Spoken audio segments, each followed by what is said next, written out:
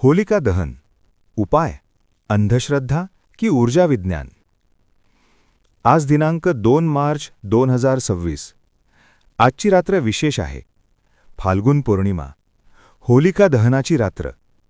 देशभरात अग्नी प्रज्वलित होईल, नारळ झळतील, गोमती चक्र टाकले जातील, मंत्र उच्चारले जातील आणि लाखो लोकांच्या मनात एकच अपेक्षा असेल, या अग्नीसोबत माझे कष्ट जळून जावोत. पण आज आपण एक वेगळा प्रश्न विचारणार आहोत.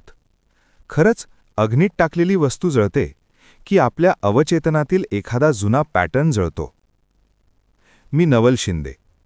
ओम श्रीम ऑरा अँड ॲस्ट्रो वास्तू एनर्जी व्हायब्रेशन या माध्यमातून आपण आज श्रद्धा आणि विज्ञान यांच्यामधला पूल बांधणार आहोत. हा एपिसोड टोटके सिद्ध करण्यासाठी नाही आणि अंधश्रद्धा तोडण्यासाठीही नाही. हा एपिसोड आहे समज देण्यासाठी. होलिका दहन म्हणजे फक्त परंपरा नाही, तो एक कलेक्टिव्ह इमोशनल रिसेट आहे. आजच्या या पवित्र रात्री आपण जाणून घेऊया, उपाय काम करतात की मन बदलते. चला सुरुवात करूया.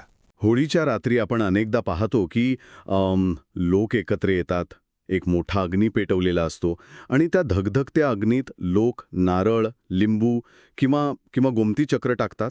हो, आणि खूप श्रद्धेने टाकतात. अगदी श्रद्धेने. पण कधी विचार केलाय का, याने खरंच रातोरात चमत्कार होतो का? म्हणजे हे सगळे विधी केल्याने माणसाचं कर्ज अचानक संपून जातं का? आज आपण याच विषयावर एक सखोल चर्चा करणार आहोत. आपल्याकडे आजच्या या चर्चेसाठी नवल शिंदे यांचं ओम श्री ऑरा अँड ॲस्ट्रो वास्तू एनर्जी व्हायब्रेशन हा एक अत्यंत रंजक स्रोत आहे. ज्यांना नवीन माहिती मुळापासून आणि थोड्या वेगळ्या दृष्टिकोनातून समजून घ्यायला आवडते, त्यांच्यासाठी आजची ही सखोल चर्चा नक्कीच उपयुक्त ठरेल. नक्कीच. कारण आज आपण केवळ धार्मिक विधींबद्दल बोलणार नाही आहोत, तर त्यामागे दडलेलं जे मानसशास्त्र आणि ऊर्जा विज्ञान आहे ते समजून घेणार आहोत. हो, आणि चर्चेच्या सुरुवातीलाच मला एक गोष्ट अगदी स्पष्ट करावीशी वाटते. आपला उद्देश कोणत्याही परंपरेला किंवा कुणाच्याही श्रद्धेला कमी लेखण्याचा अजिबात नाहीये. बरोबर, तो आपला हेतूच नाहीये. उलट आपण या जुन्या परंपरांना एका वैज्ञानिक आणि मानसशास्त्रीय चौकटीत ठेवून बघणार आहोत. जेव्हा एखाद्या विधीमागील मानसशास्त्र आपल्याला समजतं ना, तेव्हा तो केवळ एक अंधश्रद्धेचा भाग राहत नाही, तर ती एक अतिशय अर्थपूर्ण आणि जाणीवपूर्वक केलेली कृती बनते. आपण याला जुन्या परंपरांकडे बघण्याचा एक पूर्णपणे नवीन आणि विश्लेषणात्मक दृष्टिकोन म्हणू शकतो. हे अगदी बरोबर आहे. आणि याच स्रोतामध्ये सुरुवातीलाच एक अतिशय गमतीशीर पण विचार करायला लावणारा मुद्दा मांडला आहे. कोणता? सामान्यतः लोकांचा असा समज असतो की एखादी विशिष्ट वस्तू अग्नीत टाकली की लगेच अपेक्षित आर्थिक फायदा मिळतो. पण जर खरोखरच अग्नीत एक नारळ जाळल्याने माणसाचे दारिद्र्य जळून खाक होत असतं, तर काय झालं असतं? तर जगातल्या सर्वात श्रीमंत लोकांनी म्हणजे मोठ्या अब्जाधीशांनी दरवर्षी होळीला हजारो लाखो नारळ जाळून आपली संपत्ती आणखी वाढवली नसती का? हो, अगदी. त्यांनी ट्रक्स भरून नारळ जाळले असते. नक्कीच. हा जो विचार आहे ना, तो एका सरळ रेषेत चालणारा आहे. म्हणजे खूपच लिनियर विचार आहे. मी हे जाळलं, मला ते मिळालं, हे असं सरळ समीकरण नसतं. हे उदाहरण खरोखरच खूप अचूक आहे. विश्वाची आणि ऊर्जेची कार्यप्रणाली अशी एकासेक किंवा सरळ रेषीय सूत्रावर अजिबात चालत नाही. मग ती कशी चालते? ती पूर्णपणे ऊर्जात्मक असते. वैदिक दृष्टिकोनातून बघितलं तर अग्नी म्हणजे केवळ जाळणाऱ्या भौतिक ज्वाला नाहीत. अग्नी हे रूपांतरणाचे, संक्रमणाचे आणि शुद्धीकरणाचे एक अतिशय प्रभावी प्रतीक आहे. म्हणजे एका अवस्थेतून दुसऱ्या अवस्थेत जाण्याची प्रक्रिया. अगदी बरोबर. कोणतीही जुनी गोष्ट संपवून त्यातून नवीन काहीतरी निर्माण करण्याची ती एक नैसर्गिक प्रक्रिया असते. जेव्हा लोक एखादी वस्तू अग्नीत टाकतात, तेव्हा तिथे केवळ भौतिक कृती घडत नसते, तिथे एकाच वेळी 3 गोष्टी घडतात. कोणत्या 3 गोष्टी? एक म्हणजे ती प्रतिकात्मक कृती, जी आपण डोळ्यांनी बघतो. दुसरी म्हणजे त्या माणसाचा मानसिक संकल्प. आणि तिसरी, जी सर्वात महत्वाची आहे, ती म्हणजे सामूहिक ऊर्जेची सक्रियता. अच्छा, सामूहिक ऊर्जा. ही सामूहिक ऊर्जा नेमकी कशी काम करते हे आपण थोडं सविस्तर समजून घेऊया. कारण होळी हा सण लोक एकट्याने घरात बसून कधीच करत नाहीत. नाही, तो नेहमी समूहातच केला जातो. संपूर्ण समाज किंवा गल्लीतले लोक एकत्र येतात. तिथे तो मोठा अग्नी असतो, त्याची प्रचंड उष्णता असते, लोकांचा एक विशिष्ट आवाज असतो. या सगळ्याचा नक्की काय परिणाम होतो? याला आपण आपल्या रोजच्या आयुष्यातल्या एका उदाहरणाने समजूया. जेव्हा आपण एखाद्या स्टेडियममध्ये क्रिकेटची मॅच बघत असतो हां, स्टेडियममधली ती गर्दी. हो किंवा एखाद्या मोठ्या म्युझिक कॉन्सर्टमध्ये असतो हं. तेव्हा तिथे हजारो लोक एकाच वेळी ओरडत असतात, एकच भावना अनुभवत असतात. हं.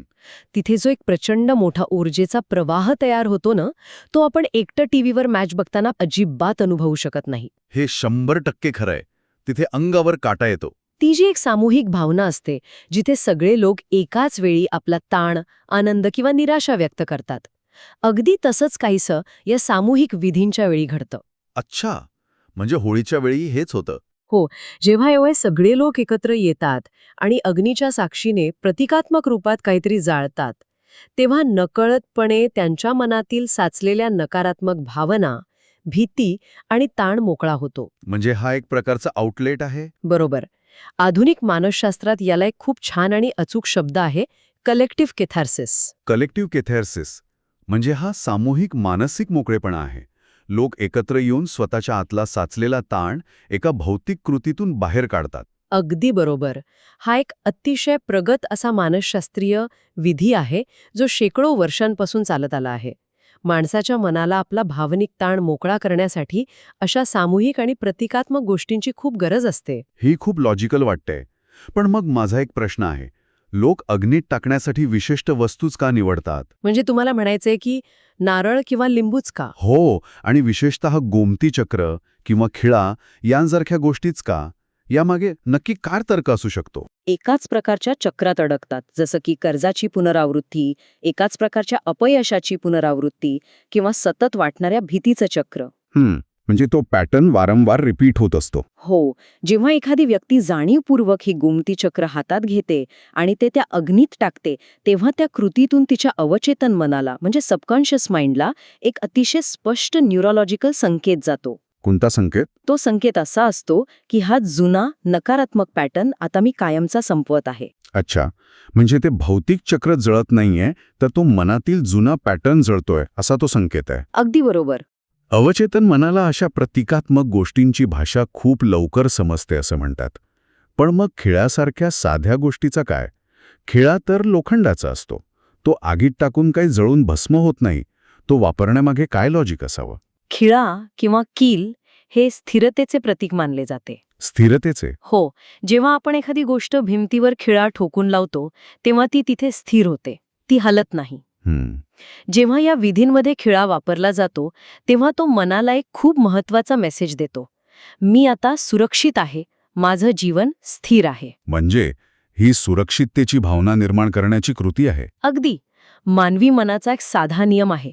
जेव्हा सुरक्षिततेची भावना निर्माण होते तेव्हा साहजिकच मनातील आर्थिक आणि इतर प्रकारची भीती कमी होते.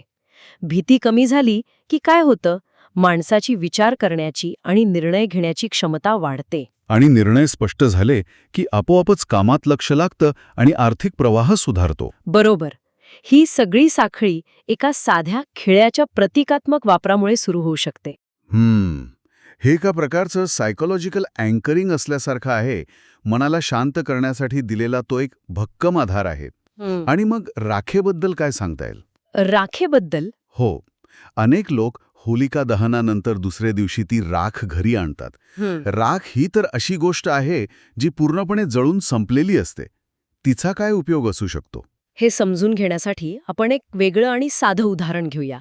समजा एखाद्या व्यक्तीला खूप त्रास देणारे एखादं जुनं पत्र आहे किंवा मोबाईलमध्ये जुने कटू आठवणींचे काही फोटोज आहेत. ज्याने त्रास होतो असे फोटोज. हो.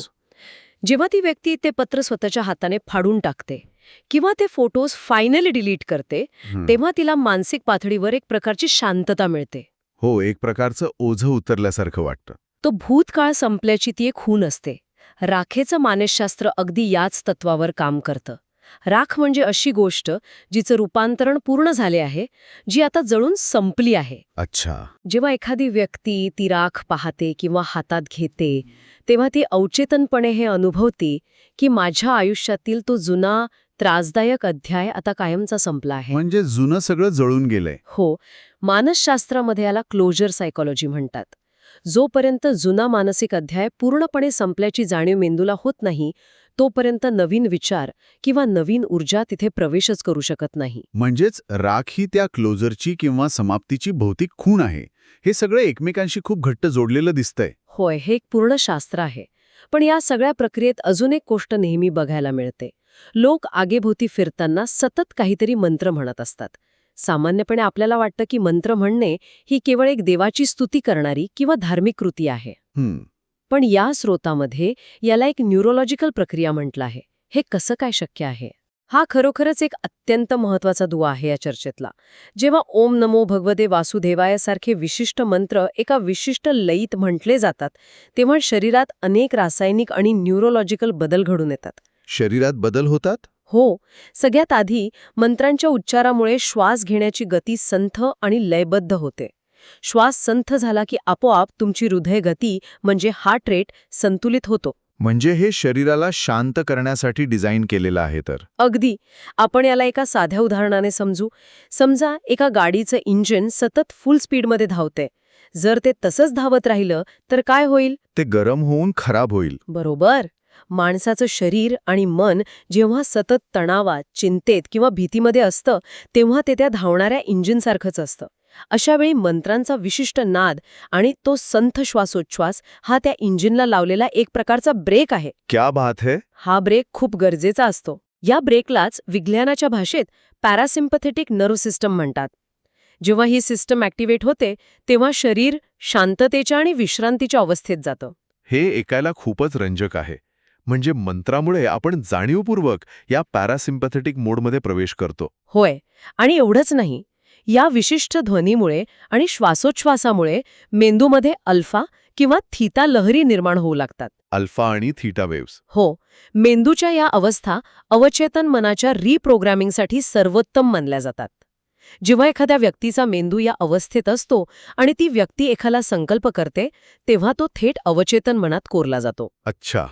त्यामुळे मंत्र हा कोणताही बाहेरून आलेला जादुई उपाय नाही, तर मानवी शरीरात नैसर्गिकरित्या बदल घडवून आणणारा तो एक न्यूरल रिसेट प्रोटोकॉल आहे. Neural reset protocol. भारी शब्द आहे. पण एक मिनिट, हे सगळं ऐकायला खूप लॉजिकल वाटतंय. श्वास संथ होतो, मेंदू शांत होतो, जुने पॅटर्न संपतात. पण शेवटी लोक हे सगळे विधी पैशांसाठी आणि संपत्ती वाढावी म्हणूनच करतात ना? हा, बरोबर आहे. मग या सगळ्या मानसशास्त्राचा आणि लक्ष्मीचा म्हणजेच संपत्तीचा नेमका काय संबंध आहे? हा प्रश्न खूप महत्वाचा आहे. इथेच आपली लक्ष्मी या संकल्पनेबद्दलची समज थोडी बदलण्याची गरज आहे. कशी? लक्ष्मी म्हणजे केवळ एखादी सोन्याची मूर्ती किंवा लॉकरमध्ये साठवलेला पैसा नव्हे. ऊर्जा विज्ञानाच्या भाषेत सांगायचं तर लक्ष्मी म्हणजे प्रवाह किंवा फ्लो, संतुलन, विनिमय आणि सातत्याने होणारी मूल्यनिर्मिती. प्रवाह म्हणजे सतत वाहत राहणे. हो. आपण अनेकदा बघतो की काही लोकांकडे खूप पैसा येतो पण तो टिकत नाही, किंवा काही लोक खूप मेहनत करतात पण पैसा त्यांच्यापर्यंत पोचतच नाही. यालाच आपण पैशाच्या प्रवाहातील अडथळा किंवा ब्लॉकेज म्हणतो. आणि हे ब्लॉकेजेस कशामुळे तयार होतात? हे ब्लॉकेजेस प्रामुख्याने माणसाच्या मनातील भीतीमुळे, स्वतःबद्दलच्या अपराधीपणाच्या भावनेमुळे, ज्याला आपण गिल्ट म्हणतो, किंवा चुकीच्या मानसिक पॅटर्नमुळे तयार होतात. म्हणजे आपलीच मानसिकता आपल्याला अडवते. अगदी. जिथे भीती असते तिथे ऊर्जा अडकते, आणि जिथे ऊर्जा अडकते तिथे संपत्तीचा किंवा पैशाचा प्रवाहही अडकतो. होलिका दहन ही प्रक्रिया म्हणजे या साचलेल्या अडकलेल्या ऊर्जा ब्लॉकेजेसना जाळून तो प्रवाह पुन्हा मोकळा करण्याची एक मानसशास्त्रीय प्रक्रिया आहे. हा विचार खूपच स्पष्टता देणारा आहे. जेव्हा भीती जळते तेव्हा अडकलेली ऊर्जा मुक्त होते आणि पैशाचा प्रवाह सुरळीत होण्याची शक्यता वाढते. म्हणजेच संपत्ती बाहेरून कुठून तरी अचानक येत नाही, तर आपल्याच आतले जे अडथळे आहेत ते दूर झाले की तिचा प्रवाह आपोआप मोकळा होतो. आता आपण या विश्लेषणाच्या एका खूप महत्त्वाच्या टप्प्यावर आलो आहोत. अंधश्रद्धा आणि ऊर्जा विज्ञान यातील फरक. हा फरक समजून घेणं अत्यंत गरजेचं आहे. अनेकदा लोक या दोन गोष्टींची गल्लत करतात. अंधश्रद्धा नेहमी बाह्य चमत्काराची अपेक्षा करते. म्हणजे मी हे लिंबू अग्नीत टाकलं, आता देवाने चमत्कार करावा आणि माझं कर्ज संपवावं. म्हणजे सगळी जबाबदारी देवाची. बरोबर. इथे सगळी जबाबदारी बाहेरच्या घटकावर टाकलेली असते. पण ऊर्जा विज्ञान पूर्णपणे वेगळ्या पातळीवर काम करते. ते म्हणते की कोणत्याही भौतिक कृतीमुळे आधी माणसाची स्वतःची अंतर्गत अवस्था म्हणजे इंटरनल स्टेट बदलली पाहिजे. Internal state? जोपर्यंत आतली अवस्था बदलत नाही तोपर्यंत बाह्य जगात कोणतेही स्थायी परिणाम दिसत नाहीत. हा मुद्दा खरोखरच नोंद घेण्यासारखा आहे. पण मग एखाद्या सामान्य माणसाने हे सगळं प्रत्यक्ष आयुष्यात कसं वापरावं? या स्रोतामध्ये काही प्रॅक्टिकल टूल्स किंवा पद्धती दिल्या आहेत का, जे आपण वापरू शकतो? हो, या स्रोतामध्ये अतिशय सोप्या आणि व्यावहारिक अशा 3 पद्धती सांगितल्या आहेत, ज्या कुणीही वापरू शकतं. पहिली पद्धत आहे ritual reframing technique. Ritual reframing technique? यात काय करायचं असतं? जेव्हा एखादी व्यक्ती अग्नीत काही वस्तू टाकते, तेव्हा तिने स्वतःला जाणीवपूर्वक हे सांगायला हवं की ही भौतिक वस्तू जळत नाहीये, तर माझ्या आतला तो जुना, मला मागे खेचणारा मानसिक पॅटर्न जळतोय.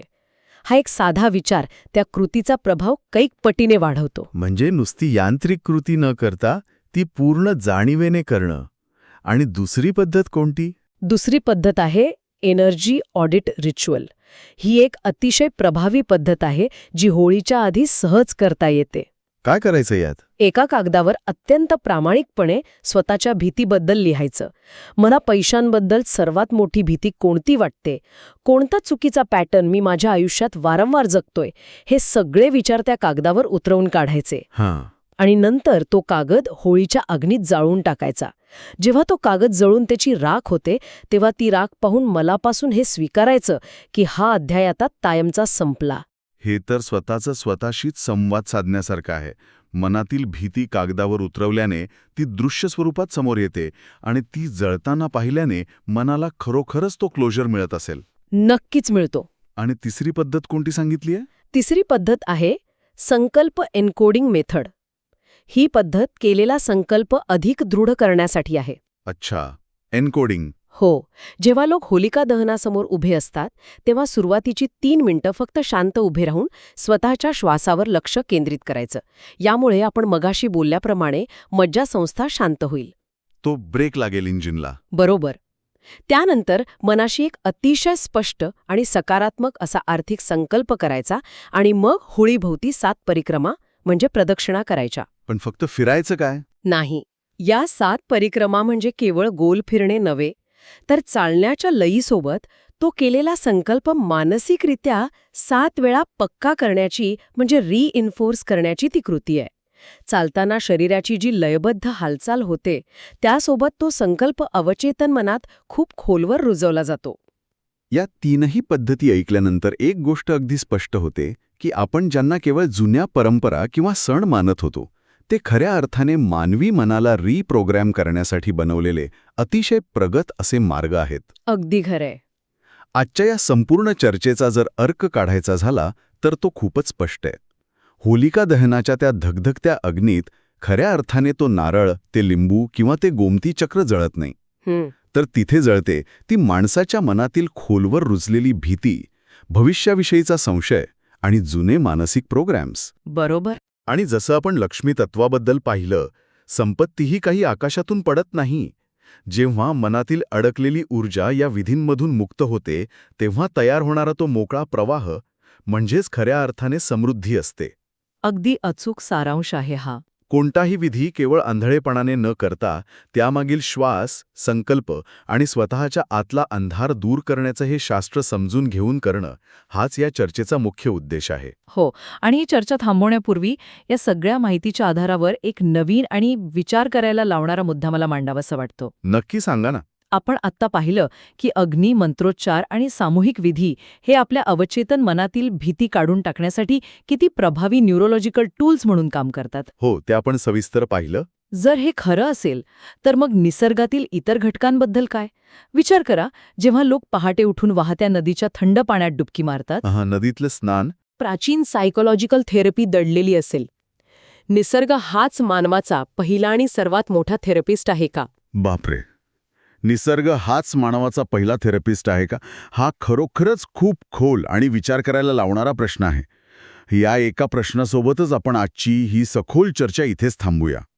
यावर नक्कीच विचार करूया.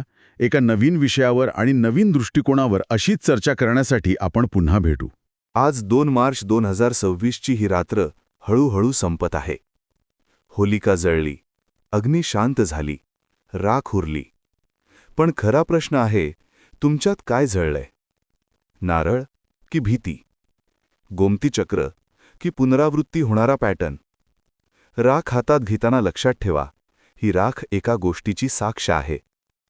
जे जळायला हवे होते ते जळले, जर तुम्ही ते जाळण्याचा संकल्प केला असेल तर. लक्ष्मी बाहेरून येत नाही, ती प्रवाह आहे.